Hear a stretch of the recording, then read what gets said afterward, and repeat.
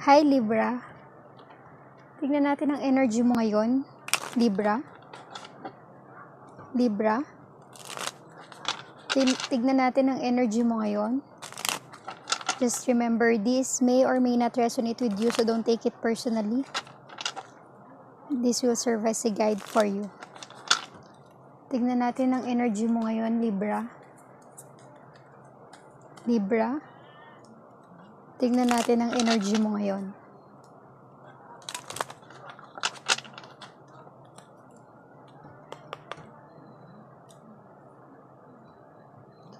The Emperor, the Ten of Swords, and the Four of Wands.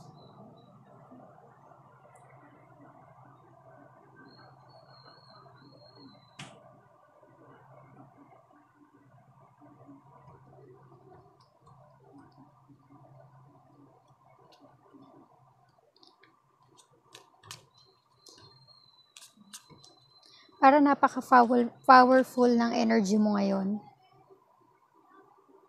You're not stuck.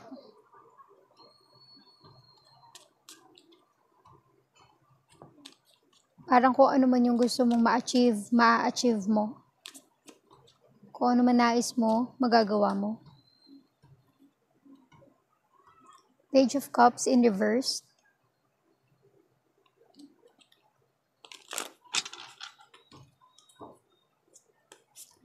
Pero hesitant ka. Hesitant ka na gawin yung bagay na gusto mo. Kasi alam mo pag ginawa mo, maaari may masaktan ka or mawala ang pamilya mo. So, hindi mo ginagawa. Kahit alam mo na pag ginawa mo yun, makukuha mo yung gusto mo.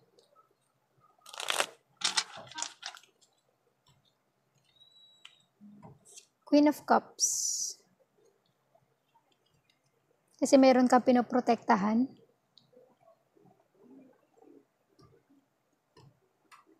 Kaya hindi mo muna ginagawa yung bagay na yun kasi alam mo may masasaktan. Seven of Wands.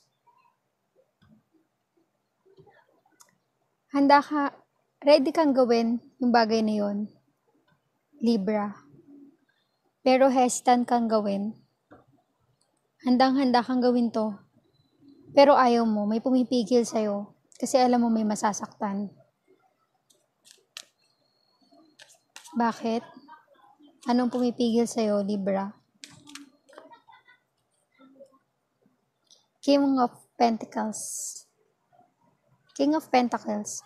Siguro dahil kapag nagawa mo yung bagay na yun, baka mawala yung karangyaan na meron ka ngayon.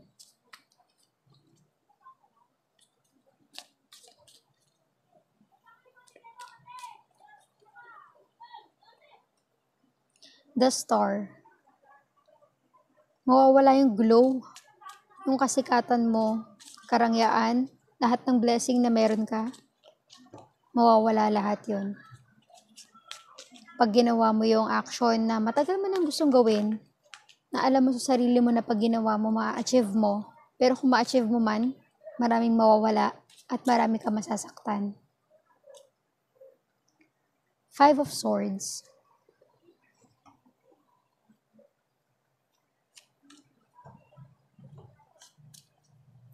Kasi sa bagay na, sa puntong magdi-decide ka na alam mo meron ka maiiwan. Siguro malapit sa puso mo. Pero parang masaya ka. May maiiwan ka man, nakikita kong masaya ka sa gagawin mo. Hindi ko alam kung maganda or hindi ang gagawin mo, ang magiging plano mo. Pero alam mo yun sa sarili mo. Page of Swords. Siguro ang pagde-decide mo na ito hindi masyadong napag-isipan, hindi napagplanuhan. Parang biglaan. Kung kaya't meron ka masasaktan, merong mawawala sa'yo, meron ka maiiwan, Kasi biglaan na ang pag-decide mo na ito. Parang minadali. Sa bagay, buhay, huwag tayong magmamadali.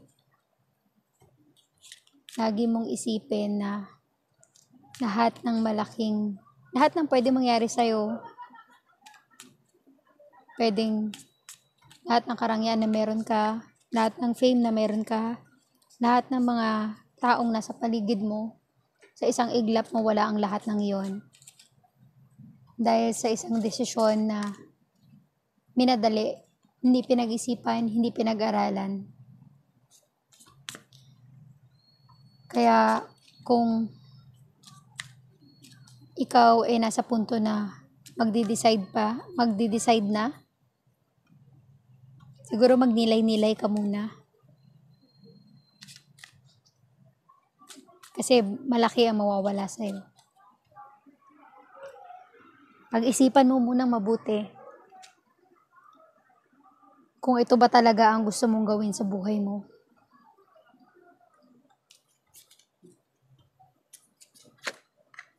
Tingnan mo ang lahat ng aspeto ng buhay mo, financially, sa pag-ibig, sa career, sa business,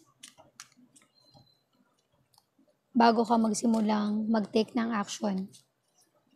Planuhin mo mabuti. Dahil ang isang bagay na nasira, naiwan, nawala, hindi na ito madaling balikan. Kaya isipin mo muna mabuti kung ito ba talaga yung gusto mong gawin. Kasi matagal mo na siyang gustong gawin. Wala ka lang courage. Pero ngayon, kung gagawin mo man ang bagay na ito, maa-achieve mo ito, pero marami kang masasaktan at maraming mawawala sa'yo. Kaya, Libra, pag-isipan mo mabuti ang lahat ng bagay na gagawin mo bago ka magkaroon ng final decision. Thank you, Libra. Sana may naitulong ang reading para sa energy mo ngayon. Salamat sa pakikinig, Libra.